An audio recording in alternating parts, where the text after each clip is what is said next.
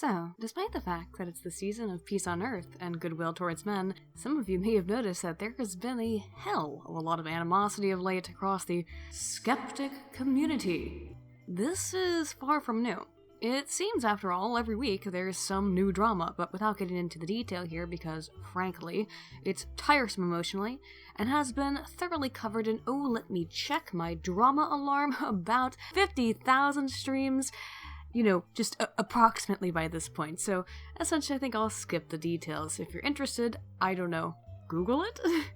But suffice it to say, some people here have been real pieces of shit lately, preferring to resort to dirty, backhanded tactics like doxing and blackmail, rather than argumentation in good faith. Me, I've always been a fan of argumentation in good faith. In fact, it's kind of the reason why I'm here. I just want to talk about science, my dudes. To me, though, this was particularly disturbing because I have a, number of, you could say, cuckish tendencies. Or maybe that's called just being a woman. Oof. But by that I mean, generally speaking, I'm a pacifist. Although good thing commies aren't human, am I right? I throw them out of the helicopters. My point is I generally try to be nice to everyone, and, well, I just like to contribute positively to this little blue marble that we call home. I wanted to become a researcher because I wanted to contribute positively to the wealth of human knowledge, and I like doing YouTube because it allows me to share information about social science and theory in a way that circumvents the incredibly overpriced and scammy nature of the current state of the university system. Maybe that's just naive of me. I guess it probably is, unquestionably so. But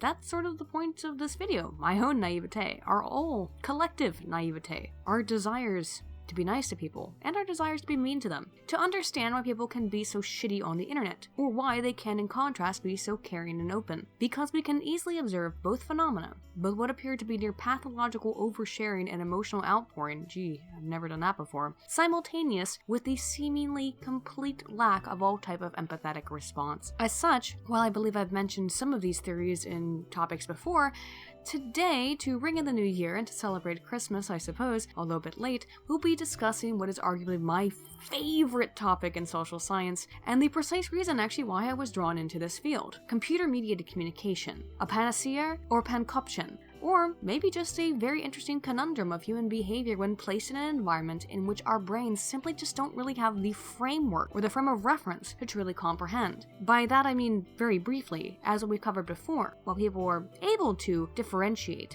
fictional media from real life upon further inspection, in the short term, it has a great deal of effect on our cognitive and paracognitive responses to stimuli. That's why we need to understand how we use media, and also, as an extension, how we use online interactive media. How do we communicate in the mediated internet space?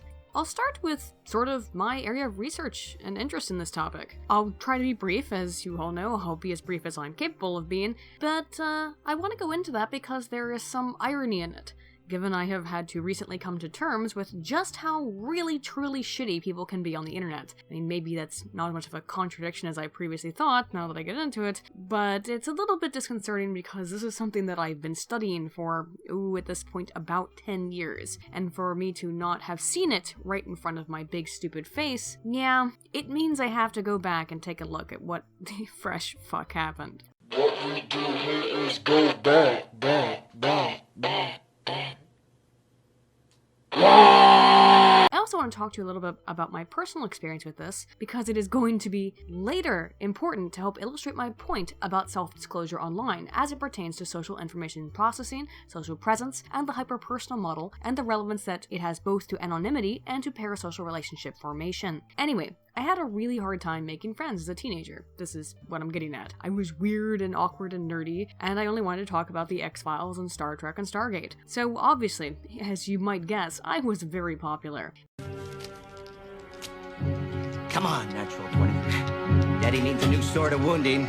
Because of this inability to make friends easily in middle and high school, I was very much drawn to the internet and to online interaction. We'll get into some of the science of that. For some reason, it was just somehow easier to talk to people online. I couldn't explain it, I just found that it was. Have you yourself noticed this effect? Think about it, because, for me, that fascinated me as a concept. What I found particularly intriguing is that this ease of communication that I had in this time of my life, in front of my computer, at a desk, A time in my life when I could barely string together a single sentence in person, face-to-face contact, was the valence of that very ability to communicate. It wasn't all positive, it wasn't all negative. In fact, it was very much a mixed bag of nuts. Again, I'm telling you this story because, well, it's why I became fascinated with computer-mediated communication, or CMC for short, which is, by the way, kind of an outdated term, but it's how I learned about this, so why not? I'm going to use it. It's comfier me to say CMC than to say online communication or digital communication, but also because it does represent the very real phenomena that I'm describing, right? I'm talking to you right now, dear friends, as a friend, as a parasocial communicator partner. My point, though, is that I found it equally easy to go into Star Trek forums and become besties with some 40-year-old nerds LARPing as the Doctor from Star Trek Voyager, as I did to go into 4chan's B and tell other people to off themselves. It was equally comfortable for me to get into my gay little relationships with other 14-year-olds on Final Fantasy XI as it was for me to raid websites while spamming racial epithets. You might say, well, duh, you were a little douchey faggot teenager. We all were. But I think it's a little bit more complex than that. See, I'm not the only one who responds to the internet that way. I bet a lot of you responded to the internet that way. In fact, I think most of us responded to the internet that way.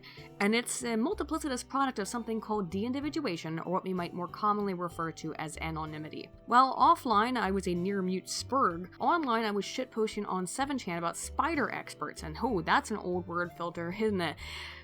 Well, shit. But at the same day, I was having arguably cute and undeniably lame conversations with my online boyfriend, who I had never seen a picture of and whose voice I had never heard on Final Fantasy XI. That was the power of de-individuation, of anonymity. Offline, again, near mute. Online, I had a hell of a lot of shit to say. Geez, I still do. That hasn't changed at all now, has it?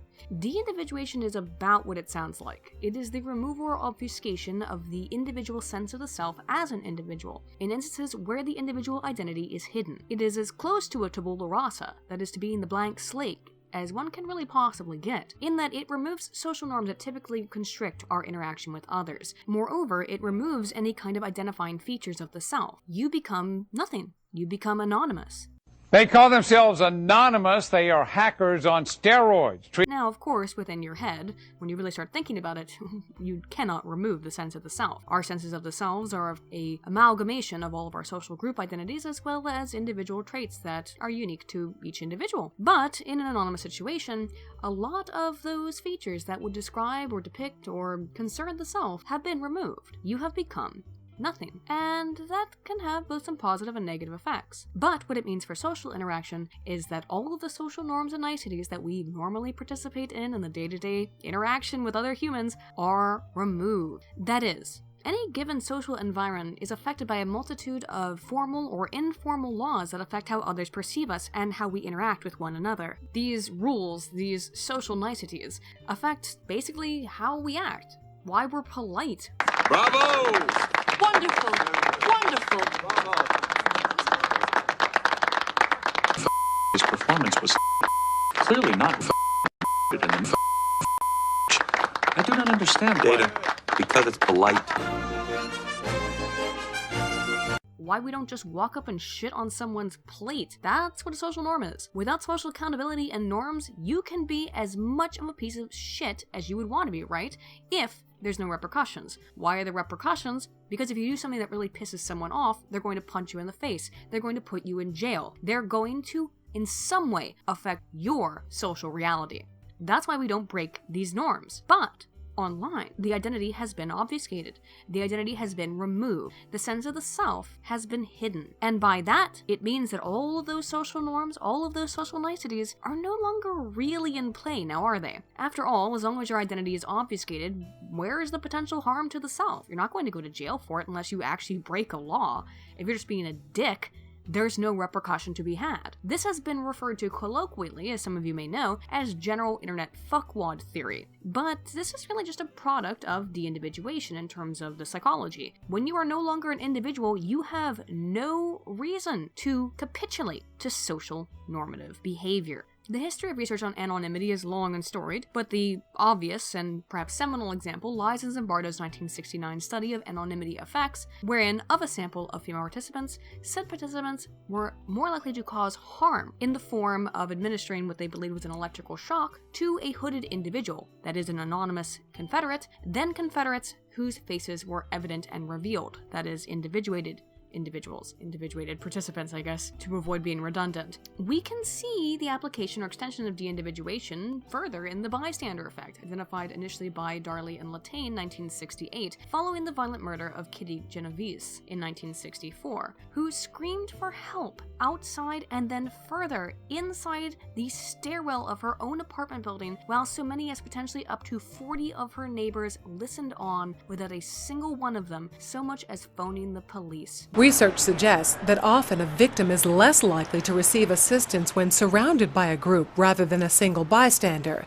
When people are in a crowd, it's easier to pass the buck. The more people, the more the responsibility of the individual is diffused, and the individual ceases to feel personal accountability, instead deferring to some others to take action. It's not my fault. I'm just a face in the crowd. And in the anonymous crowd, you are free of the typical constraints of polite society, not just not informing the police of a woman being murdered, but taking violent action yourself. We can find the effects of deindividuation in crowd psychology quite easily nowadays, can we not? We need look no further than the black-clad antics of the Antifa Black Bloc to see that just hiding the face removes some fear of engaging in often violent antinormative behavior. But see what happens when you require them to remove their facial coverings. They leave. They piss off because now they are no longer anonymous. They're no longer deindividuated. And the power of the deindividuated mob that is not beholden to social norms is thereby mitigated. Online, this manifests through what Suler 2004 described as the online disinhibition effect. Interestingly, it takes the form of both toxic and benign behavioral disinhibition. Although what we typically think and talk about when we think about anonymity and deindividuation, such as many of you may know the term, are very negative effect, violent, trolling, anger, hatred. It actually turns out that anonymity has positive effects. It's actually kind of why I became so fascinated with it, because it is in so many ways a double-edged sword, and that's what I want to talk about here. That is why we see and hear much about online bullying, about, what dirtbags and what terrible, horrible things people can get up to from behind a computer or phone screen. It is actually a bit more complex than that, and we're gonna get there. But let's start with what I think people find more interesting, and what I certainly found most interesting when I started looking into that, and that's the dark side of this dichotomy. That's typically the most salient. It's the thing people think is most interesting. Toxic disinhibition means that in the face of anonymity, we lack the social cues that would normally make it unacceptable to act like a total unhinged asshole, as I just described. An anonymous or even pseudonymous environment, particularly wherein communication is asynchronous, that means that it doesn't occur instantaneously, encourages this and all types of disinhibition. I should also make it very clear that totally anonymous environments are environments where there are no distinguishing features of the individual. That's going to 4chan and posting under a place where there are no identifying information. There is no ID. There is no name. There is nothing. That is the truest anonymous environment.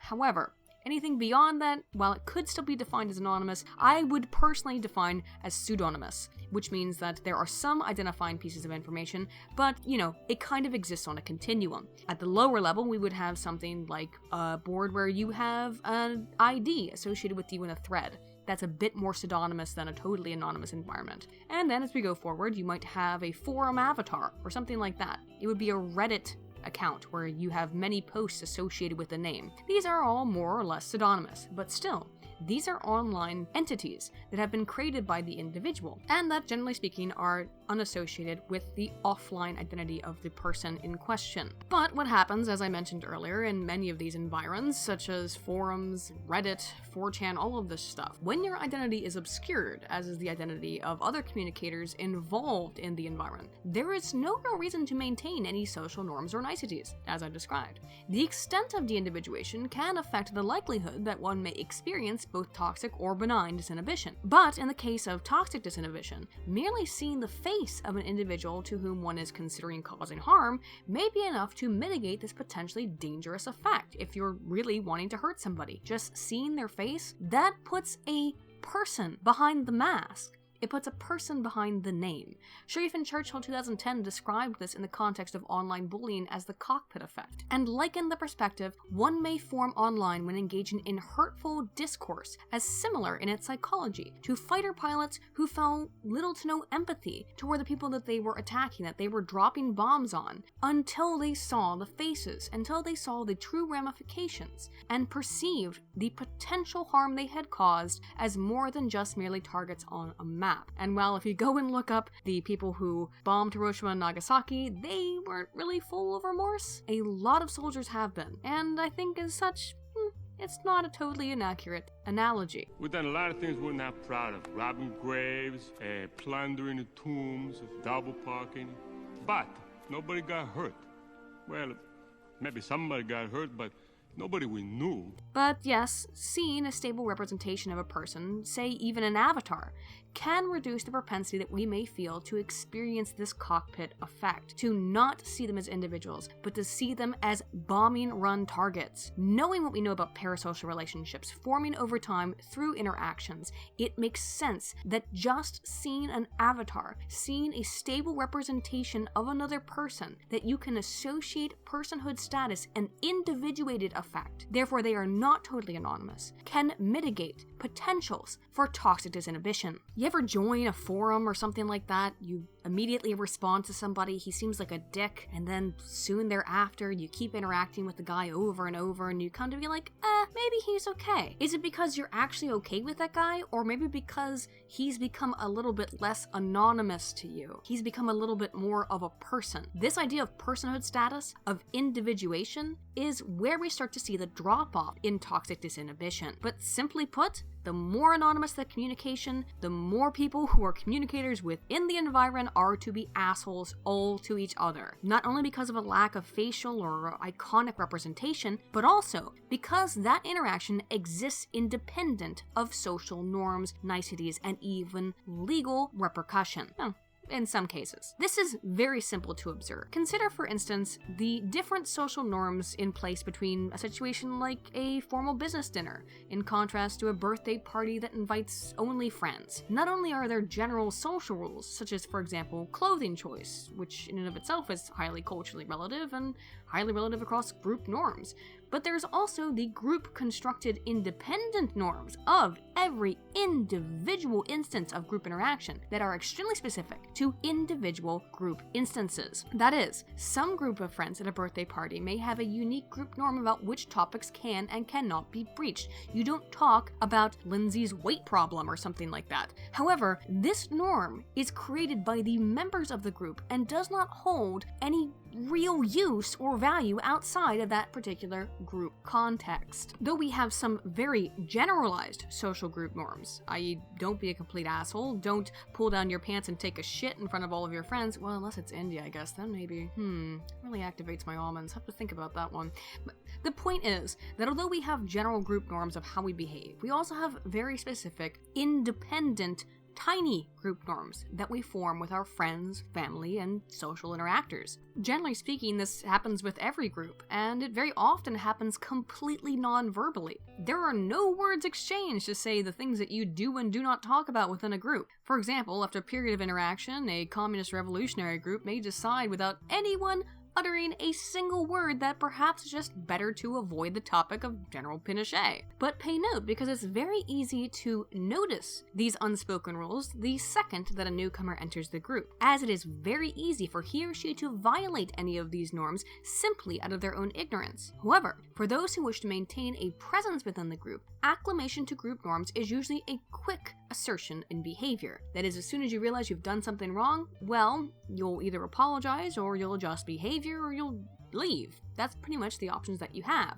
I bring all this up because offline there are always some rules that apply to all groups. Well, almost always. Let's not get too much into talking about furry conventions or something like that. What I mean is, with some very specific exceptions. Generally speaking, it is unacceptable to come into a group of people, any group of people, under any context, and start screaming nigger faggot at someone in public just because you disagree with something they have said. But now look at the internet. Is that not a perfect description of many online online outlets, just a barrage of people screaming nigger faggot at each other. This is because of deindividuation removing the need to conform to social norms that generally apply to pretty much all social interaction outside of the online space. Moreover, given the absence of social norms, anonymous and deindividuated persons congregating in groups with other anonymous or pseudonymous persons tend to engage in collaborative norm construction and group formation in lack of the typical group norms that might be possessed or followed under what's called the social identity model of deindividuation effects, or SIDE. See Lee and Spears 1991 for the seminal.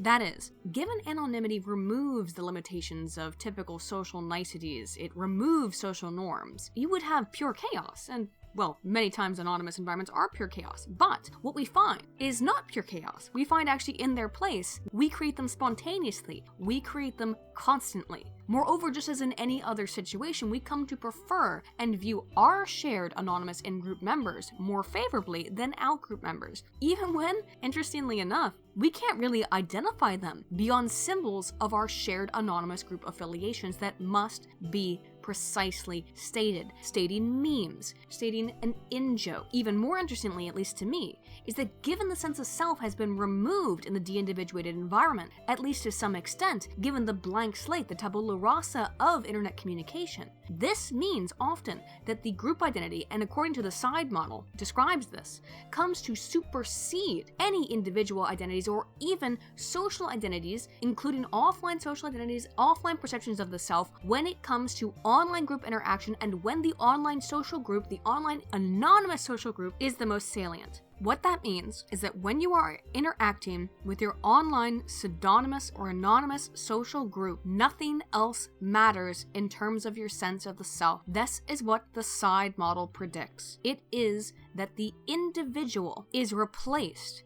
with the online group identity that has been formed collective, and that's just fascinating to me. This is what makes online groups so extremely collectivistic and cohesive. It's why a bunch of autists on 4chan are able to find Shia LaBeouf's flag based on photos of the sky when they work together on it. The social identity of de-individuation effects, the SIDE model, is basically the theoretical explication of weaponized autism. In other words, a group of anonymous people get together, and being anonymous, they lack the prescriptives of offline social normatives, and as such, they create their own social norms. As a result of this, they become highly involved in the group identity that they themselves have assisted in the creation of, both viewing fellow members more positively and ostracizing the outgroup normies as they are able to accomplish some really insane shit, all because they have such a high degree of collectivistic attitude. We did it, Reddit. But seriously, I first became interested in the SIDE model from interacting on anonymous image boards, where you can see group norms and speech and behavior patterns actually form in real time. The first research that I ever conducted as an undergrad was research on just looking at speech on 4chan. The formation of a meme is essentially normative behavioral and communication formation, given that in the future, familiarity with that meme is used as a method of identifying group membership, given the lack of other distinguishing features in the anonymous group environment. How do you tell that someone is an old fag? How do you know that someone has been around on 4chan or 7chan or 99chan or any other image board for a long time? Well, you post a meme, or you post a reference to a meme, and you see if they take the bait. If they don't get the reference, it means they must be a faker. They're a poser, to use that term. They're not familiar with the terminology. This is how we identify our shared in-group members, because outside of that, there are no distinguishing factors. But, I should mention, this is in no way limited to totally anonymous spaces like 4chan and other image boards. Hop onto any online game and you will find this same behavior, these same things, pretty much instantly. Despite the fact that it is a, quote, fake virtual space, I hate using that term. Virtual spaces are spaces. All kinds of games have all kinds of norms about how people should behave and interact regarding everything from spamming the chat to seemingly simple accidents, such as placing your character, your avatar, your digital body, too close within that digital space to someone else's. People will get angry about shit like that. In places like Second Life, it can be potentially viewed as a major insult. And I have to be clear, guys, I've actually never used Second Life, not seriously. I couldn't even figure out how to use it, I've just studied it. But the point is, all of these pseudonymous or anonymous spaces, they create their own norms. They create them collectively. together. And whether or not you follow them, well, I'll get into that a little bit more. We can see, though, in all of these various pseudonymous and anonymous environments, that social norms kind of form in this microcosm, and they also dissipate almost as quickly as they appear. For example, in 2005, in the game World of Warcraft, a new boss was introduced that inflicted a contagious condition to the player characters called corrupted blood, which drained the player character's health. For an endgame boss, this effect was but a relatively minor status effect for the experienced players, but a simple lack of foresight on the part of the developers ended up producing a fascinating real-time study in epidemiology, communication, and social norms. This contagious effect, this corrupted blood, spread to any other players within a close vicinity of the originally infected player. What the developers at the time didn't consider was the possibility that players fighting the boss and then infected with the status effect might leave the fight while still infected, essentially carrying a plague into the hubs of other, much more weaker characters who were quickly killed by the digital disease. The disease was also contracted by the player's virtual pet companions, meaning that upon returning from death, the pets remained contagious, infecting their own players, infecting their owners even, again and again and again, as well as other players. What was even arguably worse was that non-player characters outside of these pets, just regular features of the game, elements, characters who give out quests with limitless health, were also able to contract the corrupted blood disease and became ostensibly carriers that spread the contagion further. During the week that this effect was in place, an entirely new social system evolved in World of Warcraft, including the abandonment of city hubs and close groups of the uninfected banding together in fear of the disease and ostracizing potentially infected outsiders who might want to come into their midst. This incident was so indicative of how similar our little online societies that we form together and our online social norms that we form in collaboration are to offline real-world societies that it was actually studied extensively by epidemiologists as a model for the spread of plagues. See Balsier 2007. Of course, once the developers released a spell to cure the disease, the quarantine zones and groups that formed to combat the spread of it more or less dispersed as the social norms changed once again to go back normal. As I said, they form and die very quickly. That is not also to imply that everyone was so involved in these social group norms, following them in the pseudonymous space, to join these quarantine zones and to help and be useful in the amelioration of the spread of the disease. No, not in the least, as it is still a de-individuated environment, and as such, the de-individuation encourages that toxic disinhibition mentioned above. WoW at the time was not at all without certain high-level characters essentially immune to the disease, at least immune to not being seriously harmed by it, intentionally spreading it around on low-level areas. Why? Because there was no repercussion socially, not for them outside of the game, not really. I guess you could say it's fairly similar to the case of intentionally spreading AIDS now, in California at least, huh?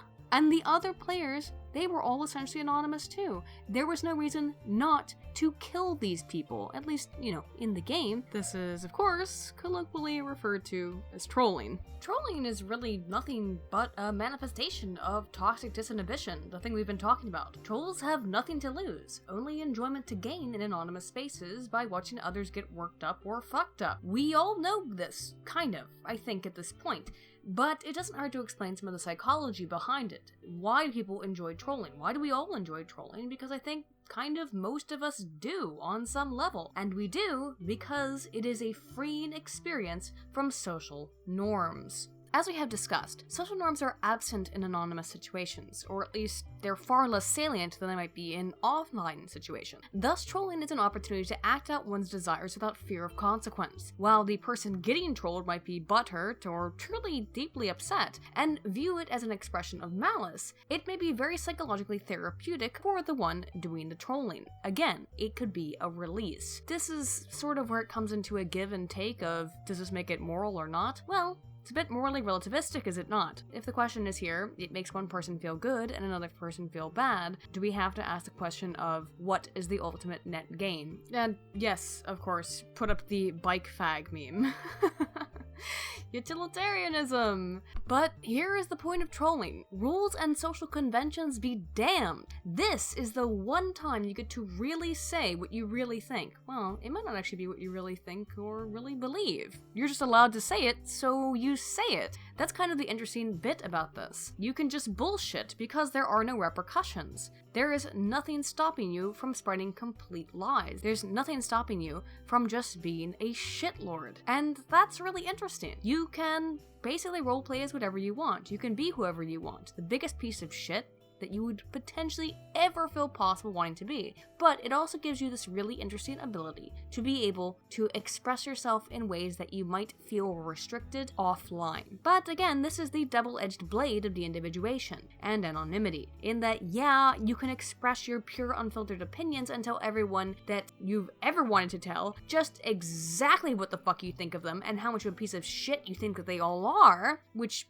I mean, sure, you can do that when you're drunk too, of course, but you can't do it without recourse. Online, you can. Yet, at the same time, that lack of social norm also makes it quite easy to become a complete scumbag without concern for the well-being of others, given the cockpit effect that we have described. Oh, Aiden, what are you, some kind of little faggot trying to shit on our fun trolling parade?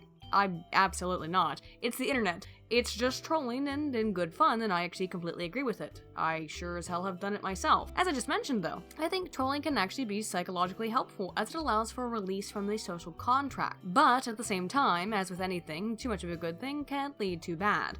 Let me be more clear on that. First, about how de-individuation can be a good thing, and to move briefly away from all this talk of toxic disinhibition. I think we talk about it a little bit too much, as I hinted in my description of the side model, and how even when anonymous, as a tribal species, we have an inherent proclivity towards forming groups and norms in a normless space even. Despite being seemingly alone and isolated in these environs, people are still drawn towards each other and towards group formation and group norm formation. This is because, while anonymity allows us to cast off fear of social norms stifling our freedom of speech, and as such allows us to behave like unrestrained total donguses or unrestrained complete supreme intellectuals, and express the things that we really think that we know we can't say in the public space, these are our pure and unfiltered opinions. You cannot stop the internet. Well, let's not get into the net neutrality stuff, but a very kind of nuanced opinion on that.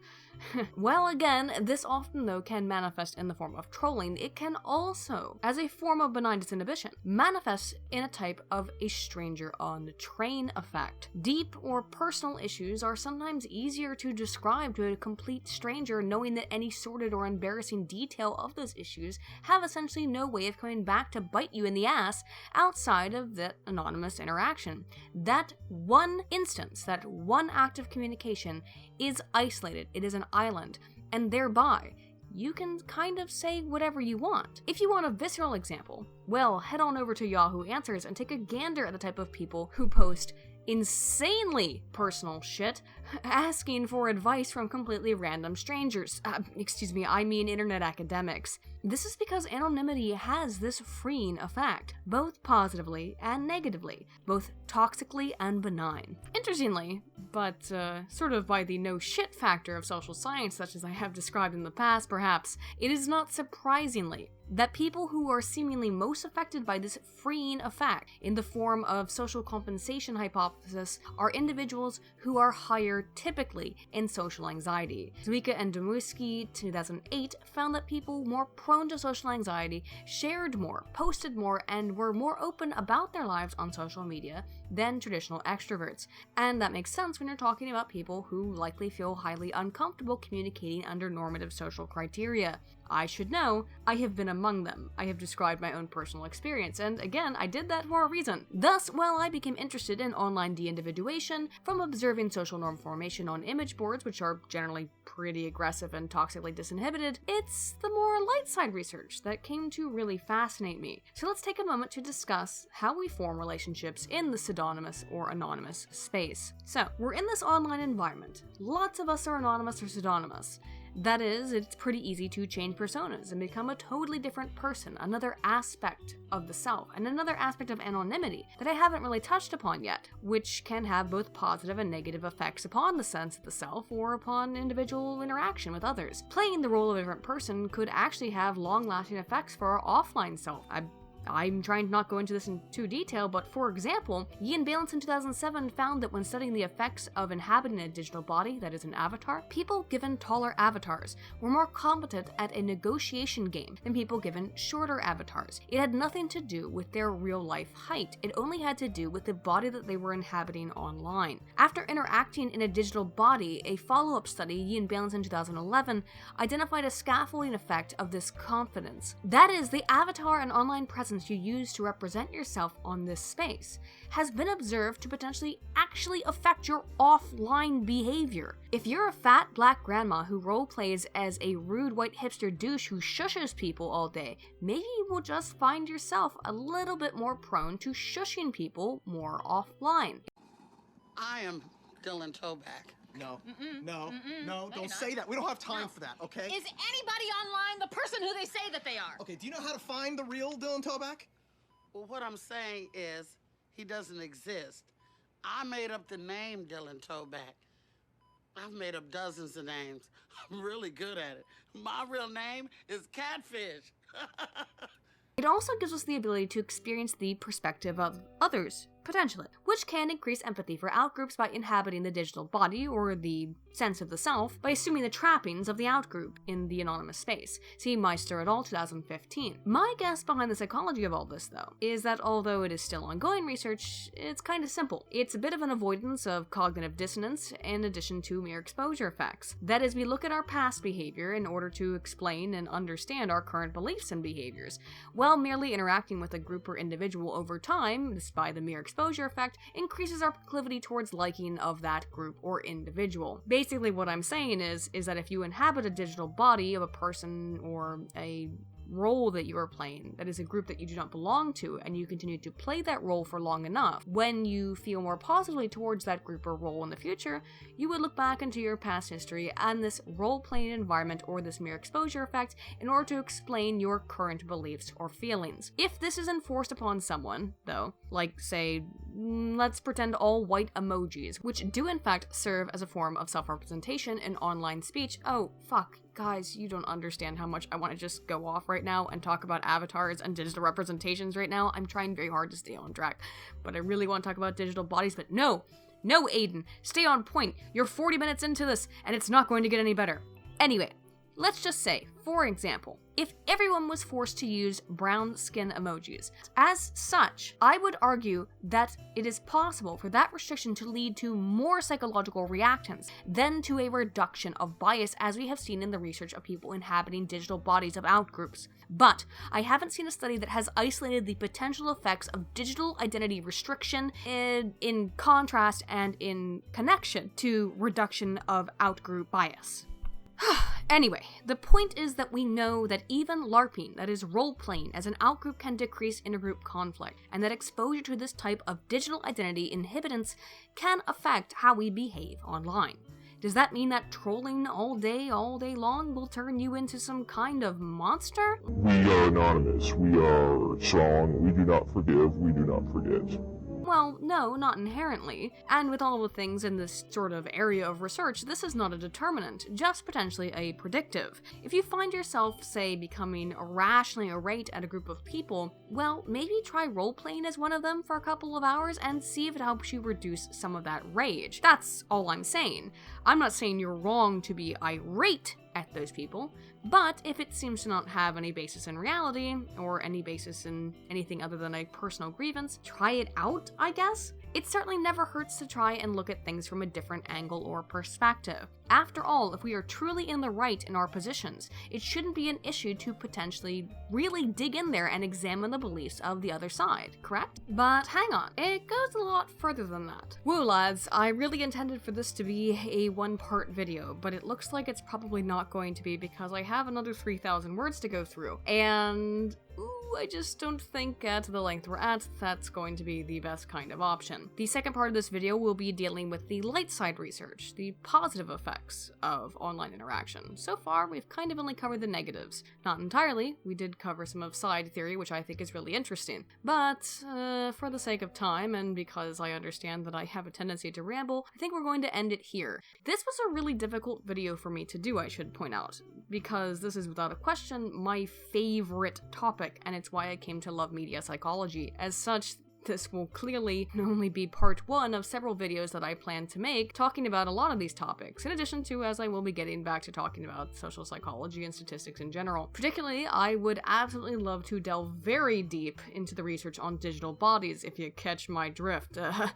Which is to say, I mean, that I find avatars absolutely fascinating and would really like to talk about how people use them. But I think that this should serve as a sort of okay place to start with some of this. We will of course get into the light side research after. I also just want to sincerely thank everyone, really, for helping me astoundingly reach 50,000 subscribers. I don't really know what to say other than I'm honestly overwhelmed. I started this channel for a number of reasons. One was to bitch about politics to someone other than my father, because I think he was starting to get annoyed. We're talking, we're having an intimate conversation. Why? Because you're a droid and I'm annoyed. But why? Because that's what I am. Have I said something to offend you? No. Then why are you annoyed? Because you're a droid and I'm annoyed. Humanoid? Yes. You told a joke? Yes. I am not laughing. Yes.